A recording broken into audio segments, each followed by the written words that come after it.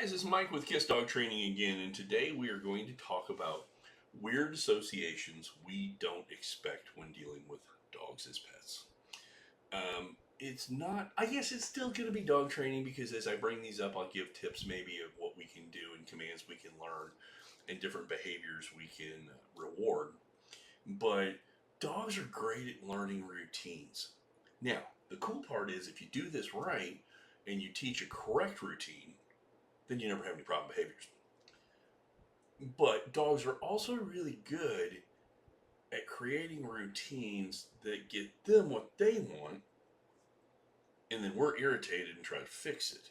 So while you think you're the one training the dog, you got to be really careful that the dog is not training you or an inanimate object or sound or vision or whatever is not training your dog. So this sounds really complicated, but it's not. And let's just jump right into it, okay? Number one, the doorbell. Okay, many dogs in America have been taught that the noise of the doorbell is their cue to get up, bark like a fool, and rush to the front door and act like a fool. And it works because it either means somebody's coming in that I get to jump all over and say hello, which is rewarding to the dog, or if you're not around, then I bark at the front door and the person goes away because nobody came to the door to answer it, which then tells the dog that what I did made the scary thing or the overexcited thing or whatever go away. We're going to talk about that a little bit later. And in fact, this kind of reminds me, we did do a video here with the last couple of months, I think, about owner absent behaviors, and that would be a good example of one. So if you're kind of wondering what I mean by owner absent behavior, this might be the time to go back and find that video, then come back to this one. But what if we created a brand new routine, which was doorbell rings, go get in the crate, and I give you a cookie. And then as soon as you calm down, I'll let you come out and say hi to people.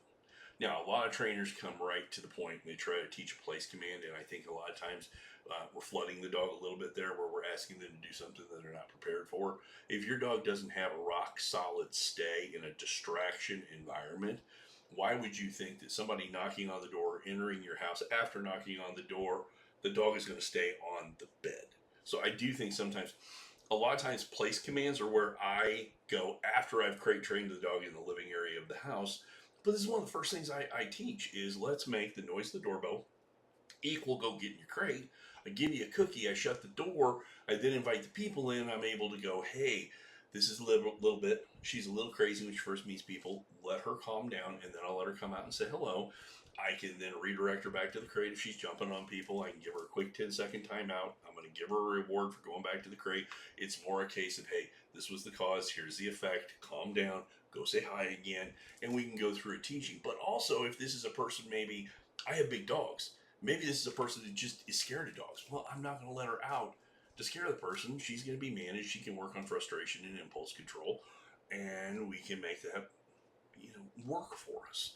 But again, this is an association with a noise that the dog can turn around and make mean something you really don't want it to. And it's just because you haven't thought about it. Second one of the most popular apps out there if you've got kids is Life 360. And it is hilarious, that noise when somebody gets to a destination triggers my dogs like no end. My 21-year-old lives with me. And the funny part is they have learned that noise means Dylan's coming in the front door. We're really excited. This is our boy. Well, Dylan may have driven to his girlfriend's house and gotten to that destination, and it goes off and everybody runs to the front door or hops up on the couch and looks out the window thinking, well, this has got to mean it's there. Now, the good news about this is, at least in this example I'm giving you, sometimes it works, sometimes it doesn't work, so the behavior might not be as strong as the doorbell example I gave you last time. But there's a lot of research and cognitive science also that says random reinforcing is almost more important than consistent rewarding to make a behavior stronger. So that could go either way. But again, when I can sit there and be watching TV and my son's not even at home and he's driving from work to his girlfriend's before he comes home, and I see all the dogs hop up, I want you to be thinking, what other things have the dogs created an association with that are not necessarily what I want, okay? Okay, number three, the curse of the mailman. Okay, how do I describe this? The mailman comes to the front door, and this only is for some people now because a lot of subdivisions have like a community mailbox, so the mailman just goes there and puts everybody's mail in, and then you go get it. But in my neighborhood, everybody's got a mailbox on their house. Well, the mailman comes to the door, the dogs see it through a window, or they hear him open the flap, and they go absolutely bonkers, and they bark, and they have a complete conniption fit, and then the mailman leaves. Well, in the dog's brain, I barked, I protected my area, and the scary thing went away. While I'm sitting in the background giggling, going, no, dummy, he went next door to deliver the mail. But in the dog's mind, this is a self fulfilling prophecy. I bark, you leave, everything's good in the world. And it repeats daily. So you're getting this consistent work. Now, what would happen if all of a sudden, 3 or 4 years into this, you just by total chance open the door to leave, and the mailman is standing there. And when you open your storm door, he reaches in with your mail and hands it, and the dog jumps up and bites the mailman. Now, dogs don't speak English, and I don't speak dog, but I would be willing to bet in that dog's brain, kind of what's happening is, hey, look, dude, for 3 years, we've had an understanding. You come here, you bark, the dog barks, and the mailman leaves. Now all of a sudden you think you can just reach your hand into my house next to my owner? Well, if you've got a guardy type breed or you've got a dog with a high drive, that dog may decide, okay, I'm going to bite him. But then I get a phone call as a dog trainer going, the dog's never ever shown anything like this, but you don't think about the barking at the front door as overstimulation, and overstimulation leads to frustration, and frustration can lead to anger, and then the dog can lash out. Or even in that case, if a dog sees another dog and they get overstimulated because they can't get to what they love, it maybe creates an overstimulation the dog can't handle, and then a temper tantrum happens. We see it happen with 3 and 4 year olds all day long at the toy aisle in Walmart, but we don't think about it from a dog perspective. Um, Again, another kind of owner absent kind of behavior. You're at work, you're doing your thing, leave the dog at home, dog doesn't tear anything up, but every dog and walker or jogger or UPS truck or Amazon truck that comes to the house and delivers something or just walks in front of the front window, again, that dog barks and practices the behavior, and you have no idea.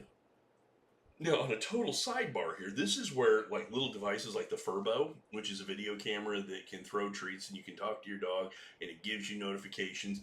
A lot of people, I really do recommend them because you get to then see, oh my God, my dog is barking all damn day long. And sometimes it's going to be as simple a fix as using baby gates and keeping the dog on the back half of the house instead of giving them access to the front window where the dog can practice day in and day out. But again, this is another one of those behaviors that goes on day after day after day, and the dog self reinforces, and it becomes more and more ingrained in the dog that this is what happens, this is my routine, this is what I do. Then you call me and go, we got to fix this behavior, and I want it fixed in 2 weeks. And I'm like, well, how long has it been going on? Well, about 4 years. Well, I'm like, you're not going to fix a behavior that's gone on for 4 years, that's self reinforcing with a reward in their brain in 2 weeks. It's going to require a little bit more work. And that's where I always, these are the kind of behaviors where I tell people don't kill yourself. Try to do 15 minutes worth of work, maybe twice a day, 7 days a week. Don't kill yourself. Don't do 30 minutes worth of work because then the dog's going to get stressed out. And, it's going to create a point where the dog's not going to be able to handle the training. So, if you've got any questions about this, there's a lot of different things. But when you think outside the box and you look at dog training a little differently from a behavioral standpoint, you can sometimes find where these little hiccups in life are creating bad behaviors, and sometimes it's just management modification that will improve the situation. So again, it's Mike with K.I.S.S Dog Training. Love talking to you about dogs. Come back next time and we'll come up with something else. And if this cropped up or created any additional questions in your brain, get hold of us on social media, email, the website. Let us know what you want to cover and we'll do it. All right. Have a good day, guys. Bye-bye.